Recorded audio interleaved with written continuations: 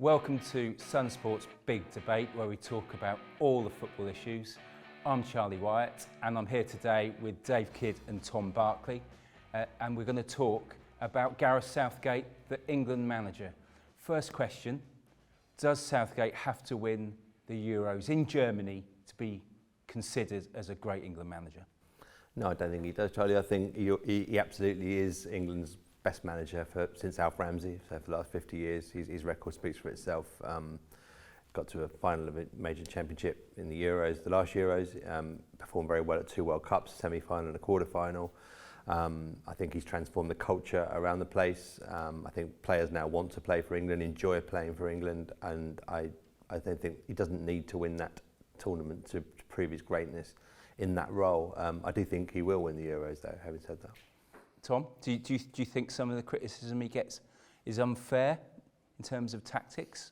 No, not completely. I do think there's a reason why a lot of fans do give him a bit of flack. I think some of that is to do with short memories. We've forgotten where we were at when he first came in.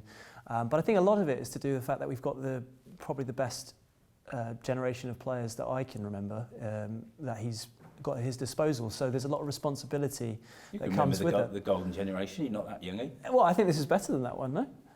Wouldn't you agree? I don't think so, no, I don't know. Personally, I do. Man for man, I'd say as a squad, at least as good in maybe 2004 at the peak of the golden generation. Man for man, but not the whole, but the whole as a unit and the culture and the manager. I disagree. I think this is better, and I think maybe there were the sort of handful of the best 5 players perhaps were maybe better back then, but I think as a collective we had Scholes, Lampard, Gerrard all vying really for one position, and we tried to cram them all in, whereas I think there's a better fit with the players they've got available. But either way, whatever you think, it's a fantastic crop of players he's got to pick from, and I think that's the main reason people have issues with Southgate going for. I think it's pretty undeniable he is a cautious manager at times. I don't think that's necessarily the wrong way to go about it, but international football is the right way to do it, really, isn't 100%. it? Yeah. So, but because fans of the likes of Man City and most of the top of the Premier League now see such free-flowing attacking football on a regular basis, which I'm just not sure is possible to do at international level. But because they see that, I think a lot of the time they expect that from England as well, with the players they've got at his disposal. So whether it's fair or not, I still think there's a reason why he is criticised in that way. Dave, why do so many blokes down the pub want Gareth Southgate not to be manager? It's true, isn't it? I mean, I meet people on planes and trains and automobiles as you go around doing the job, and you get talking about what you do, and it's like, and almost to a man, Southgate's boring, Southgate's cautious, we need someone else other than Southgate. He's not getting the best out of them. I totally disagree with this theory. I don't understand why. Why is that then? I don't know, maybe have we not sort of like done our job well enough? I mean, the guy's a brilliant bloke, isn't he, as well? I think anyone who deals with him, regularly will say he's a brilliant bloke, actually, a great talker, really articulate, intelligent, and amusing. I don't see a negative team. I thought in Qatar, England were particularly positive, almost to a fault, and I really enjoyed watching them out there. They've also beaten the European Championship. The European champions Italy home and away since then, playing really good football. I thought the second half performance against Italy at Wembley recently was outstanding. So I don't get it, but I don't know, there's something about, there's a disconnect between the Southgate we know and the Southgate a lot of punters seem to imagine. I think there's a lot of England fans who don't like him supporting issues like taking the knee. I'd be on Southgate's side with things like that. Maybe there's certain political things like that people don't like. But to take it back to just specifically performances, is there not an argument that in the biggest games, obviously the World Cup semi-final against Croatia and at home in the Euros final, there is legitimate criticism over the fact that they had it in their hands and they went a little bit into themselves. I don't think the 2018 team was good enough to beat Croatia particularly. I think with Modric, Rakitic, we didn't have Rice and Bellingham then. We had Jordan Henderson as the single pivots, as it was described, and Jesse Lingard and Dele Alli. It was not a great midfield. I don't agree with that.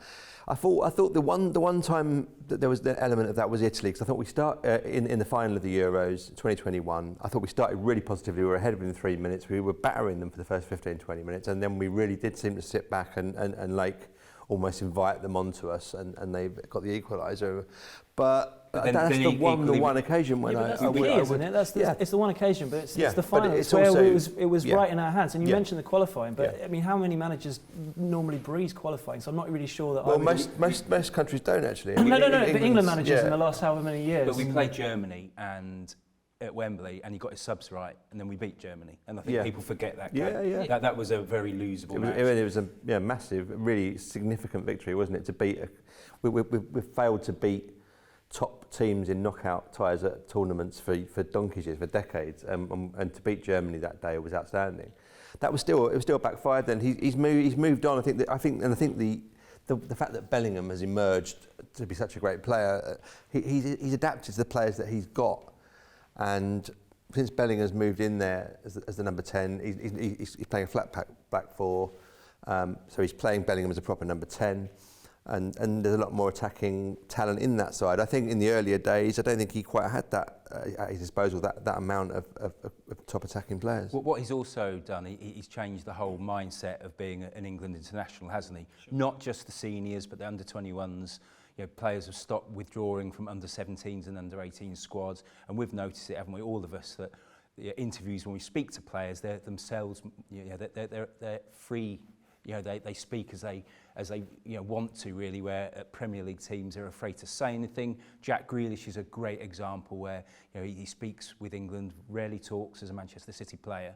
And I was just wondering, what examples have you sort of come across, be it the seniors in under-21s with players where they've just not been, they've felt that it's okay to talk rather than just give one-sentence answers? Well, just briefly on the seniors, I can just think of Marcus Rashford wanting to come back into the England setup when it's not been going well for him at Manchester United this season. And the fact that he wants to be there is a sea change compared to the years gone by when players would find any reason to duck out of it. But you're talking about lower down the levels.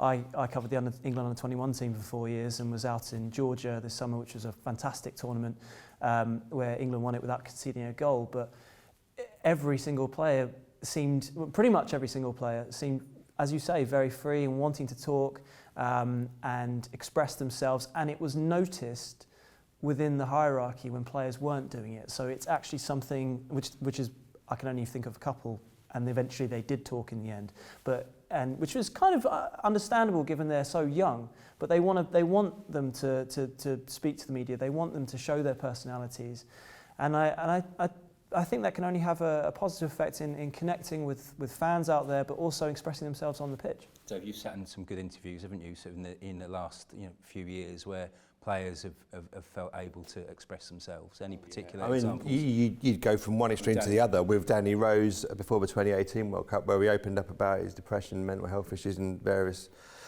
tragedies that happened in his family as well.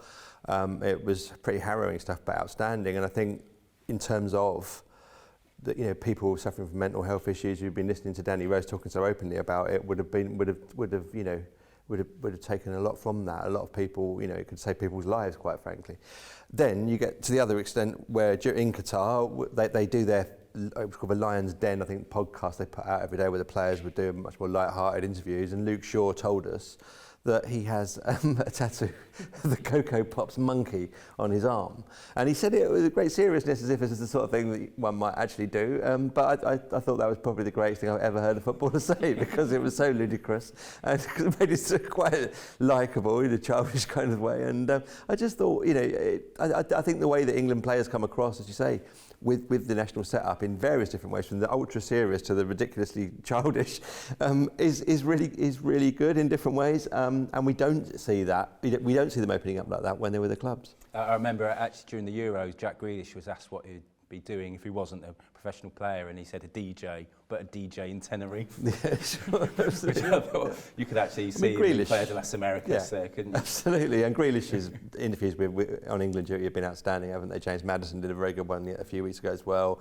You get to know these guys, and you get to know their humour, and you get to know what makes them tick, and it's just I think everyone really appreciates that. So this current group of players, when they're going to have the next England manager, and it looks as though it will be end of next year, won't it?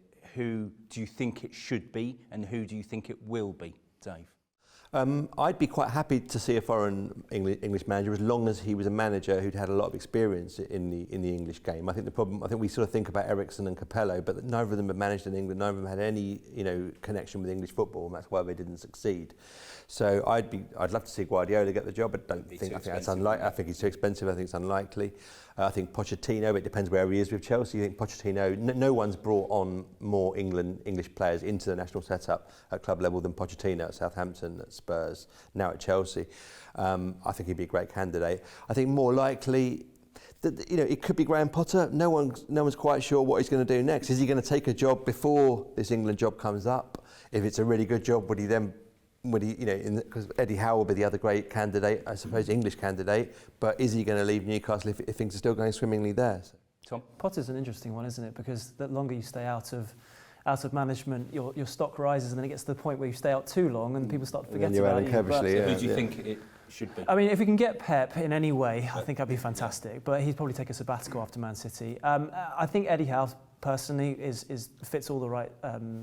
He hits all the right notes. He plays attacking football. He's got very sort of Southgate ability to bring a team together and connect with supporters. My one left field choice would be Lee Carsley, the under-21 boss. I mean, I think a lot of people won't know too much about him, but he plays unbelievable football. He's brought through a lot of these players, the likes of Cole Palmer, so many players who will be coming into, if they haven't come into the England squad already, they will be in the coming years. And if he can perhaps go and win the Euros again, the way the FA like to keep it within house as they have done with Southgate in the first place, wouldn't totally shock me if something like that happened.